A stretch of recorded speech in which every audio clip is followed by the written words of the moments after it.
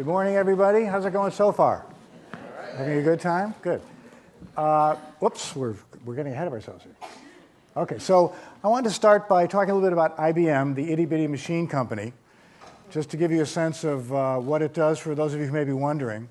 IBM celebrated its 100th birthday in 2011, which is pretty impressive, I think, for not only for any company, but certainly a company that's in the technology business.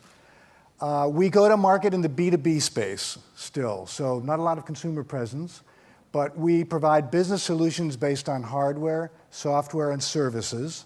We also have a large global research organization that we support. We also provide financing for IT solutions, and that's the part of the business where I currently am. As I stand here, there are 430,000 IBMers working in 190 countries all over the globe. So to paraphrase Lord Salisbury, the sun never sets on IBM. Let me give you a sense of my personal journey and how it ties to openness and IBM's corporate perspective. I graduated from college in 1972. Check out the hair, right? This is it's a 68 Fender Precision bass, by the way, for those of you aficionados. I'm in a dressing room somewhere. Right after I got a degree in German literature at Bennington, and 6 months later, I was touring with a country rock band called McKendree Spring. I did 3 albums with them, one of which we did at Electric Ladyland, Jimi Hendrix studio on A Street in New York. When the band broke up, I moved to New York and became a session musician.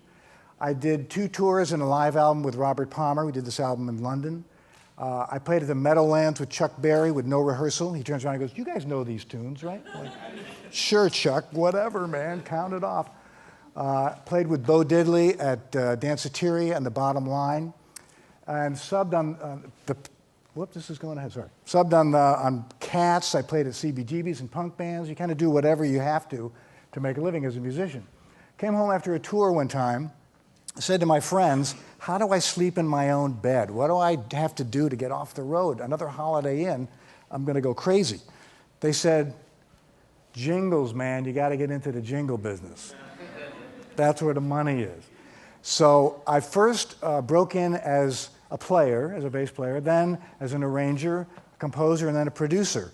I actually had my first job when I was 40 years old, working as a producer at a jingle house, running a synclavier. This keeps going ahead, sorry.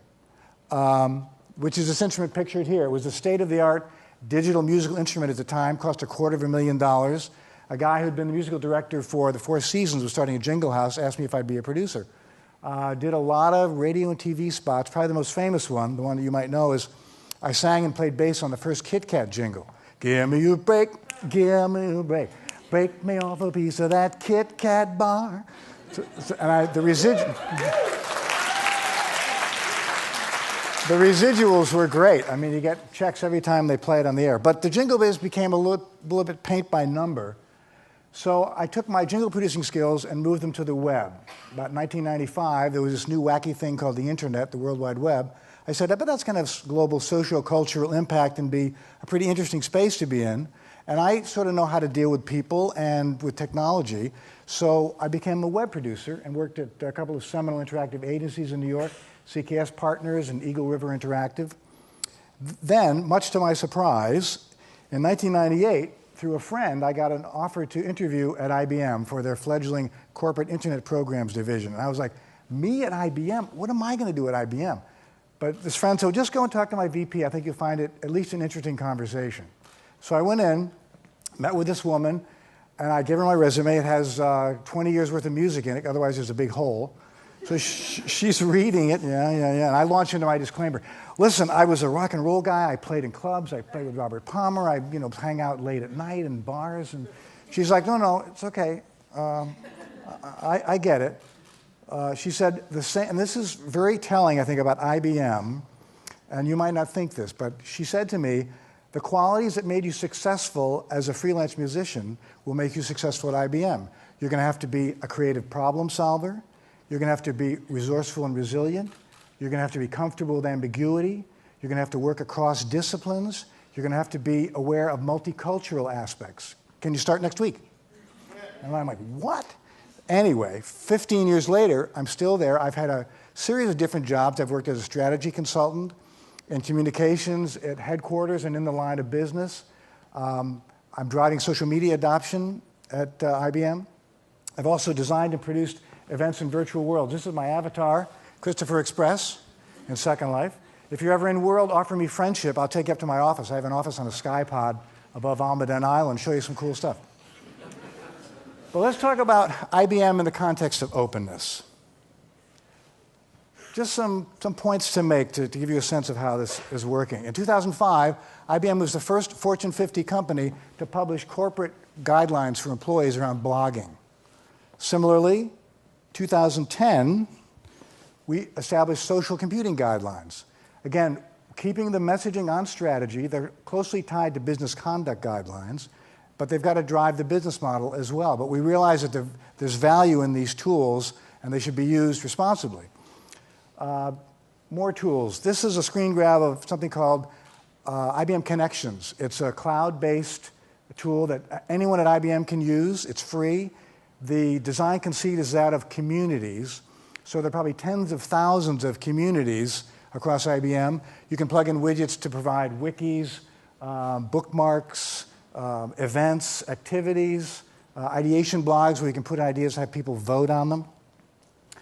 Another cool thing is the IBM Expertise Locator. So this is a tool that lets IBMers put in their skills and bios and contact information. So if someone needs help with doing an HR module SAP installation in Japan in a retail and distribution client, they can type in a few keywords into this tool, and they'll get several names of people who can probably help them. This is also being used externally. So one of the mantras, the guidance we're getting from the top of the business, from John Iwata, who's the Senior Vice President of Marketing and Communications, is increase the porosity of the firewall. So translated, that means we have a lot of smart, talented, experienced people at IBM. Let's share them on the public internet as a differentiator. So as you can see, this is a screen grab from IBM Software's public page on IBM.com. You can access these 5 people by clicking on their profiles. You can get to their LinkedIn profile. You can follow them on Twitter. It'll show you where they blog. Often some of these executives have phone numbers. So again, trying to share this expertise more broadly. IBM is very active in the Twitterverse. These are some screenshots of some of the Twitter handles that we use.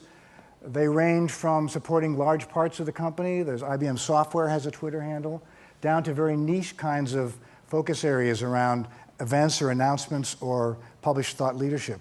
I personally curate the IBM Global Financing Twitter handle at this point. Let's talk about what's happening with IBM in the future.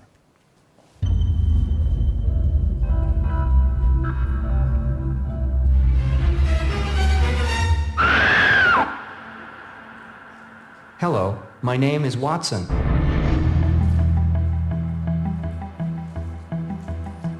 The 3 most important problems that make natural language understanding hard are ambiguity, ambiguity, ambiguity.